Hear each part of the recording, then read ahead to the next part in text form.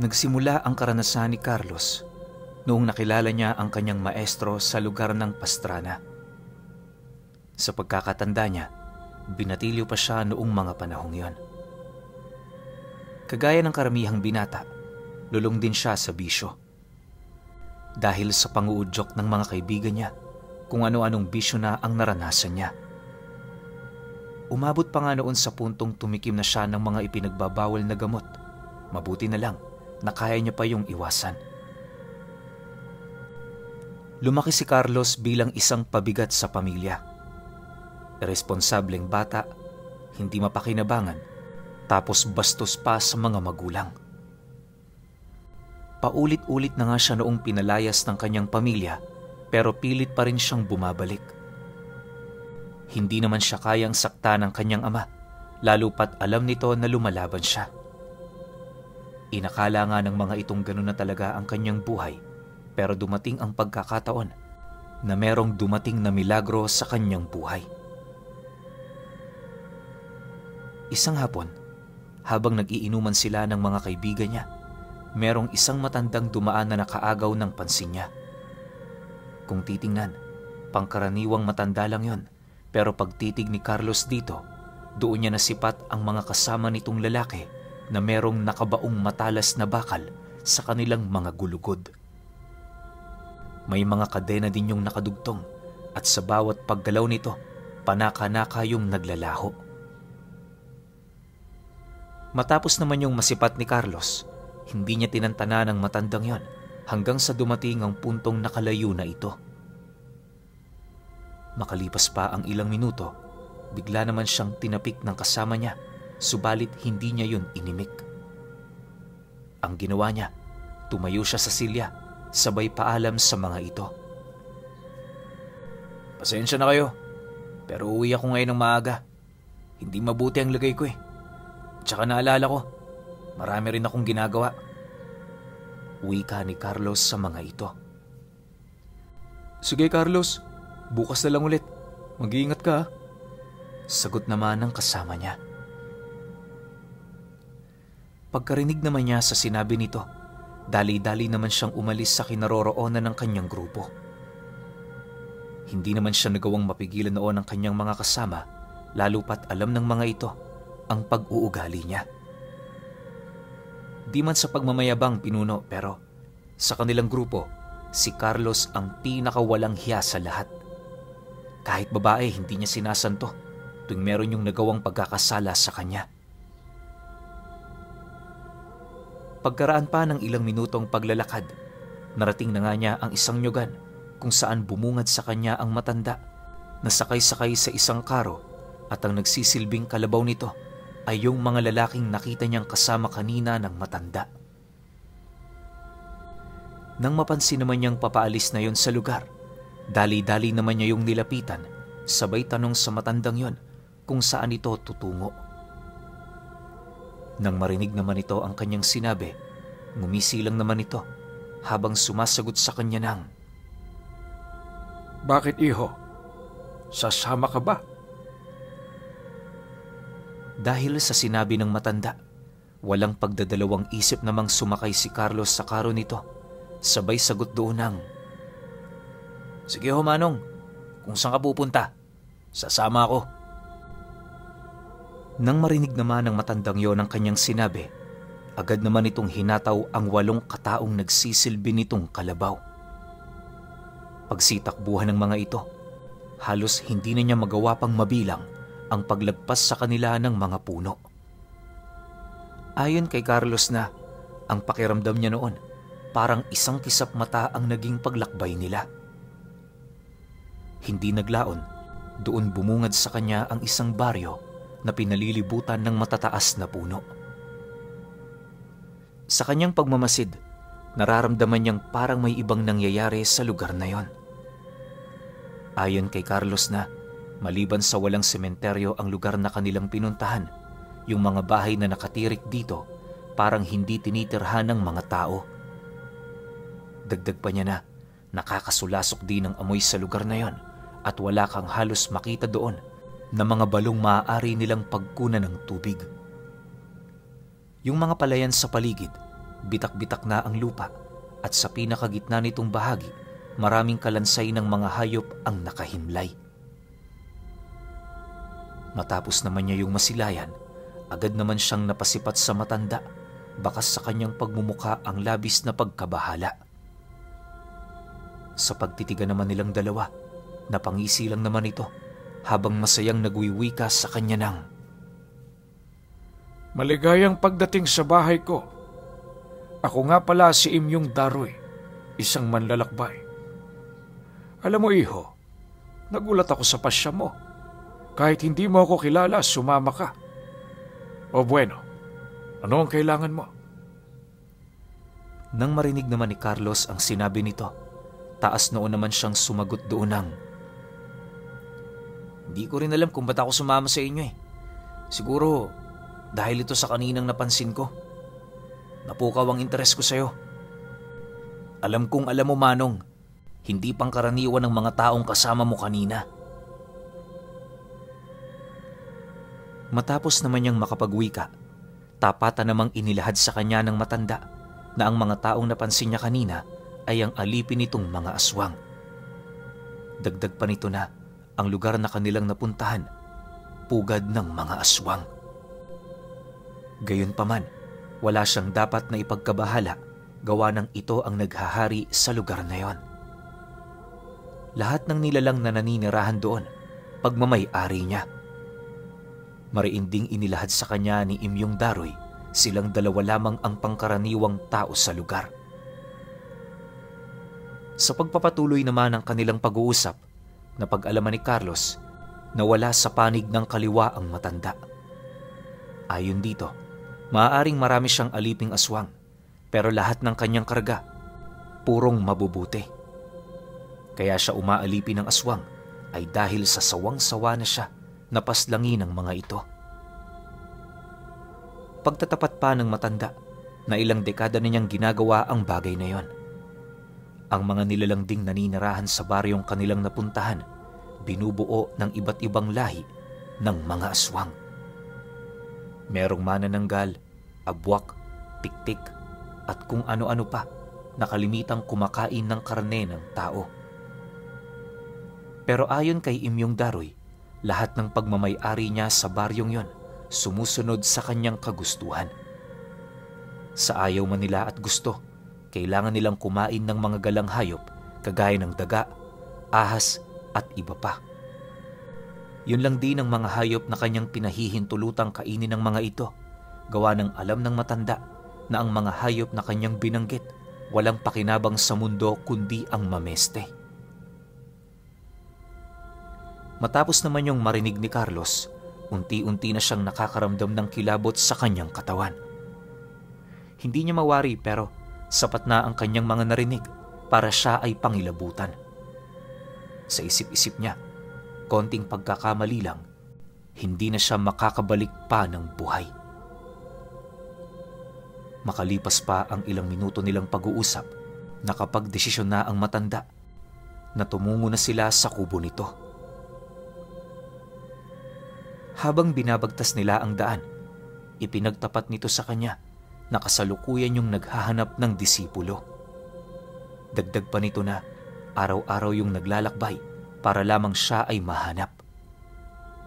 Pagkabanggit naman ng matanda sa bagay na yon, tapatan nitong inilahad sa kanya na siya nga ang disipulo nitong hinahanap. Mariin din nitong inilahad na magmula sa araw na yon, magkakaroon na siya ng direksyon sa kanyang buhay. "Hindi ka naman hahanapin ng mga magulang mo, tama ba? Dito ka na sa akin. Bibigyan ko ng rason niyang buhay mo. Pangako, ilang buwan lang, magbabago yung pananaw mo. Pag-isipan mo ito ng mabuti. Isang beses ko lang tong iniaalok sa mga maswerteng taong kagaya mo." Wika ng matanda sa kanya. Nang marinig naman yon ni Carlos, napag-isip-isip niya, maaaring totoo nga ang sinasabi ng matanda. Hindi niya mawari pero nagagalak siyang sumunod sa nais nito. Lumipas ang araw na yon, paisa-isang ipinakilala si Carlos sa mga gabunang naninirahan doon. Wala pa siya noong karga pero kampante siya doong nakikipag-usap na parabang pangkaraniwang tao lang ang mga ito. Matapos naman niya yung makilala, inabisuhan siya ni Imyong na sumanay sa ilalim ng pamamahala ng mga aswang. Tinuruan din siya ng pamamaraan ng mga ito, kalakip ang kanilang mga kahinaan. Sa loob ng isang buwang pagsasanay ni Carlos, marami na siyang natutunan. Pakiramdam niya noon, kahit sino pang aswang ang makaharap niya, wala yung panama sa kanya. Nang mapagtanto naman ni Imyong na handa na siya, una nitong ibinigay sa kanya ang mutya ng salsagan. 3 buwan pa ang lumipas, iniabot na din ito sa kanya ang kanyang 2 at 3 mutya. Alam mo na kung ano ito, Pinuno. Nasabi ko na ito sa unang pinadala kong kwento. Matapos naman niya yung makuha, doon na nag-umpisa ang sumunod na kabanata ng buhay niya. Nagsimula siya noong pumatay ng aswang sa lugar ng Pastrana na halos sinuyod niya ang kasulok-sulukan nito para lamang masigurong malipol niya ang kabuuan ng mga kalaban nila. Subalit kagaya nga ng sinabi ng matanda, parang mga kabute ang mga aswang. Kahit wala na yung ugat, sisibol at sisibol pa rin ang mga dahon at galamay nito. 1 taon pa noon ang lumipas, naging matunog na ang pangalan ni Carlos sa kanilang lugar. Gayunpaman, sa kabila ng mga tagumpay niyang yon, alam niyang walang-wala pa ito kumpara sa kanyang maestro. Sa totoo lang, Pinuno, kahit 1 taon na sila noong nagsasama, bigo pa ring matuklasan ni Carlos ang karga ng maestro niya. Dala ng kanyang kuryosidad noon, nag-umpisa na siyang magsaliksik at halos dumating na rin sa puntong sinubok niya na ito. Isang araw, habang nagbibigay ng utos si Imyong ukol sa mga aswang nitong nadakip, dali-dali naman yung nilapitan ni Carlos, bitbit ang kanyang sundang na kalimitan niyang ginagamit sa pagpatay ng aswang. Paglapit niya sa kinaroroonan nito, walang pagdadalawang isip naman niya yung tinaga na siyang naging sanhi upang matigilan sa pagsasalita ang matanda.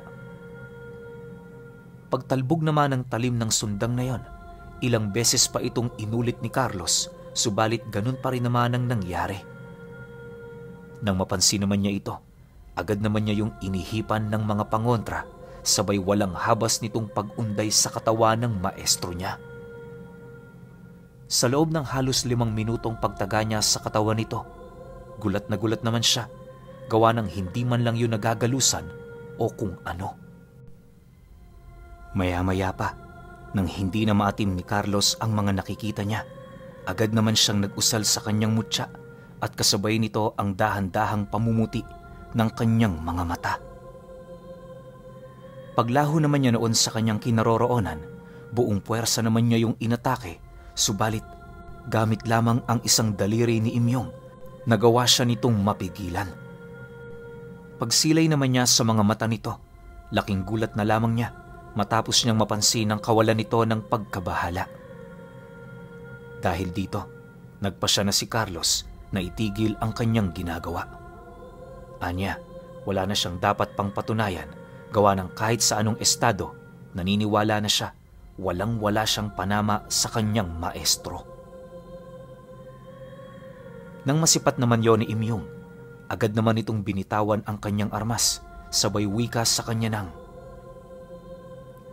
Carlos, marami ka pang kakaining bigas para masugatan mo ko.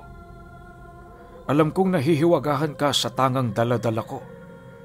Kung gusto mo talagang malaman, maghintay ka hanggang gabi. Ilalahad ko sa iyo ang aking sikreto. Kasabay ng pagwika nito, ay ang dahan-dahan naman itong paglakad patungo sa kinaroroonan ng kanilang bihag.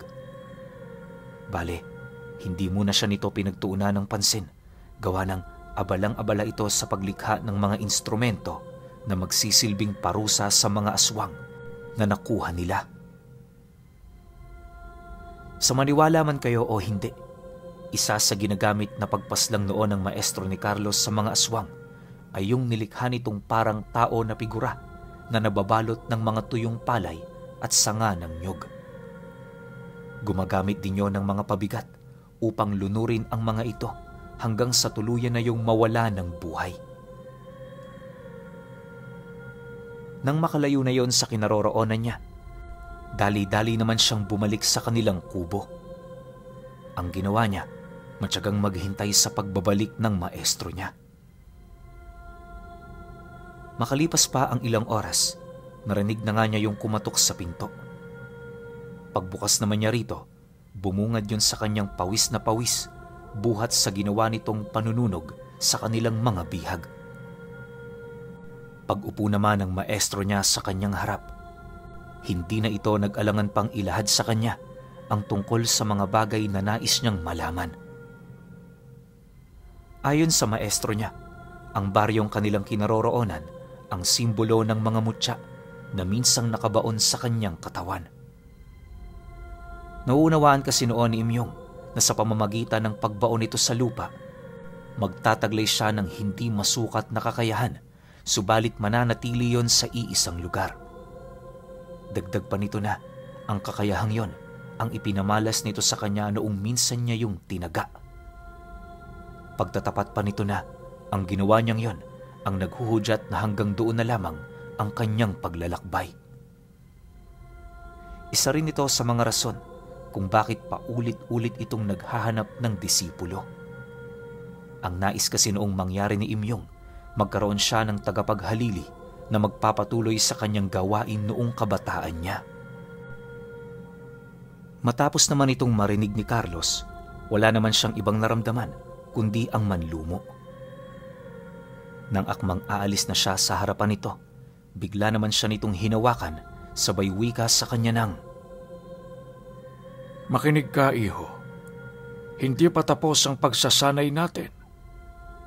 Bago ka man lang umalis dito, nais ko sanang ituro sa iyo ang kaugnayan ng mga mutya mo. Alam mo kasi, sa paggamit ng mutya nilalagyan niya ng konting talino.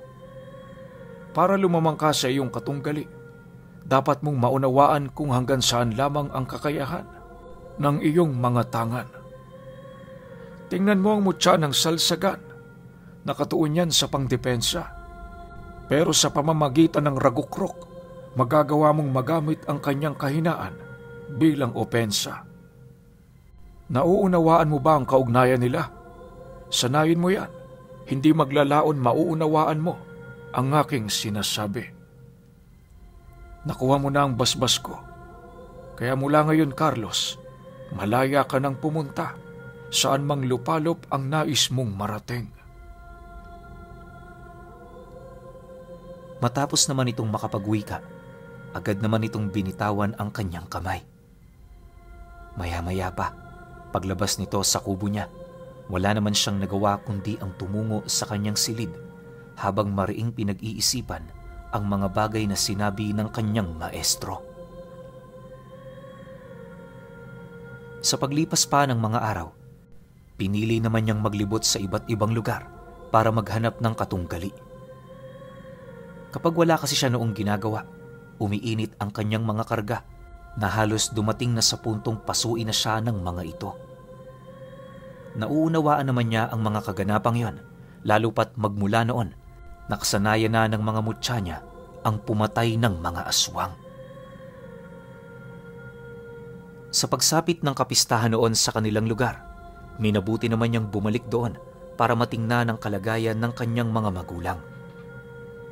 Sa pagdating niya naman noon sa kanilang baryo, agad namang bumungad sa kanya ang mga kapatid niyang abalang-abala sa paggawa ng minatamis. Yung tatay naman niya, nagluluto ng biko kasama ang nanay niya. Makalipas lamang ang ilang minuto niyang pagmamasid, agad naman siyang nilapitan ng kanyang ama, bakas sa pagmumuka ang galit at labis na pagkabahala. Nang masipat naman yun ni Carlos, pinili niya paraong magdahilan pero nang akmang magsasalita na siya, naramdaman na lamang niya ang malakas na suntok nitong mabilis na tumama sa kanyang sikmura. Dahil sa pangyayari, minabuti na lamang niyang manahimik habang patuloy yung pinagmamasdan. Maya-maya pa, nang magkaroon na ng lakas ng loob ang kanyang ama, doon na ito nagsalita ukol sa nararamdaman nitong galit sa kanya. Kahit sino naman siguro magagalit noon kay Carlos. Humigit 1 taon siya roong hindi nagpakita, tapos noong pista sa lugar nila, bigla na lamang siya noong sumulpot. Ayon pa sa kanyang ama, ang buong akala nila noon, biktima si Carlos ng mga taong pinatay, tapos ibinaon na lamang kung saan. Dagdag pa nito na marami din silang nilibot na lugar sa pagbabakasakaling naroon siya. Sa pagpapatuloy ng panunumbat ng kanyang ama sa kanya, ramdam na ramdam naman niya kung gaano kabigat ang loob nito. Hindi naman siya noon sumagot, lalo pat aminado naman siyang meron siyang pagkakamali kahit papaano. Makalipas pa ang ilang minuto nilang pag-uusap, napilitan na ring lumapit ang kanyang ina habang umiiyak. Sa halos ilang beses nitong pananakit sa kanya, wala naman siyang nararamdaman. Para sa kanya, baliwala ang mga sakit na yon kung ikukumpara sa sakit niyang iniwan sa kanyang pamilya. Gayunpaman, wala naman siyang pinagsisihan dahil alam niya sa kanyang sarili na ang kanyang ginawa ay nakapagpabago ng buhay niya. Maya-maya pa, nang mapansin naman niyang medyo kumalma na ang mga ito, dahan-dahan naman niya yung niyakap habang inilalahad sa mga ito kung gaano siya kasaya na makitang muli ang kanyang pamilya. Matapos naman yung marinig ng kanyang ama, bigla naman yung napatahimik buhat sa hindi nito inaakala na magiging ganon ang isasagot ni Carlos sa kanila.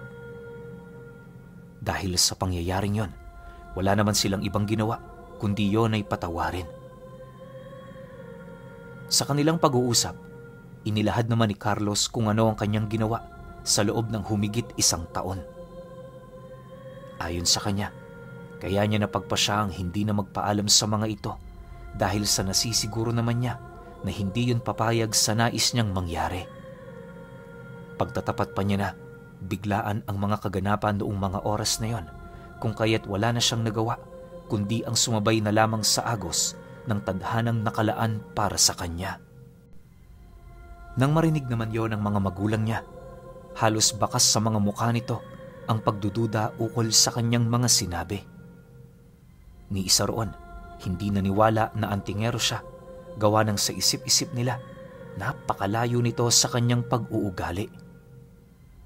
Gayunpaman, sa kabila ng pagdududa nito sa kanyang sinabi, pinilit niya pa rin ang mga itong maniwala. Upang makumbinsi niya ito, pinakitaan niya yon ng isang simpleng milagro.